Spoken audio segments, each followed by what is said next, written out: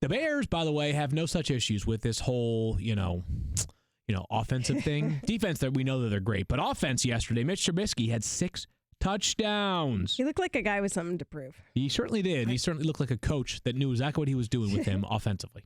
And I have to tell you, this is one of those, when I wrote my book, I did the 20 levels of losing. I did a whole chapter on this. And one of them, I forget which number this one, but I experienced this yesterday. So I lost to a guy in a league who benched Russell Wilson for Mitch Trubisky. And I'm like, I'm okay. But I'm like, I'm just like, wow, that's kind of a gutty call. And then come on, I get it. Wilson's been bad, and Trubisky was playing the Bucs, but Trubisky's been bad so far this year as well. And so we're going 6 touchdowns, Field. I lost by 5 points.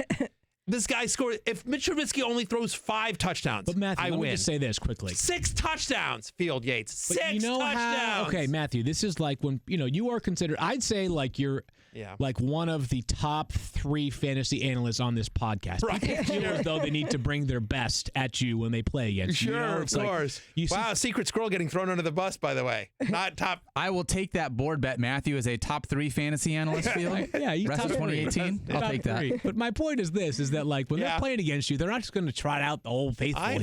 It's like you got to bring the good stuff here. All right, we have to get back on track. Mitch Trubisky. Imagine? So if there is a player. Annoying. Besides the players that we talk about weekly with the Bears, Allen Robinson and Trey Burton, which of the Bears who performed well yesterday, Taylor Gabriel, Tarik Cohen, do you believe has actually earned a spot as a potential weekly lineup play? Can I say, believe it or not, all of them? Sure, go ahead. So let's start with Taylor Gabriel, who over the past 3 weeks has a 25% target share. Top 20 in the NFL over that stretch, ahead of guys like Michael Thomas and Stephon Diggs. They were using him more and more. I don't know that this is as big a shock as you might think. I almost made him, and I'm kicking myself for not doing it. It was, I do this fantasy long shot every Sunday morning for Countdown to Fantasy Football Now. Aware, yeah. And coming into this week, it was either going to be Taylor Gabriel or Antonio Callaway, and I went with Antonio Callaway. Right. And Callaway, by the way, could have had a huge game. We'll get into that in a second. Sure. But he didn't, and Taylor Gabriel did. So what are you going to do? So I don't know that this is as much of a fluke as you might think. Tarik Cohen, I thought, was interesting as well.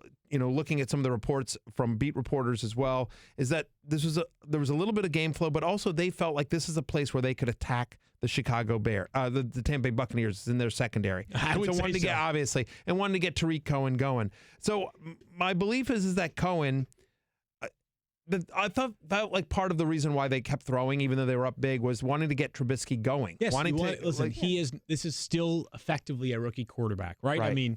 Last year was in some ways a toss-away because of how little support there was around Mitch Trubisky. And a completely different offense.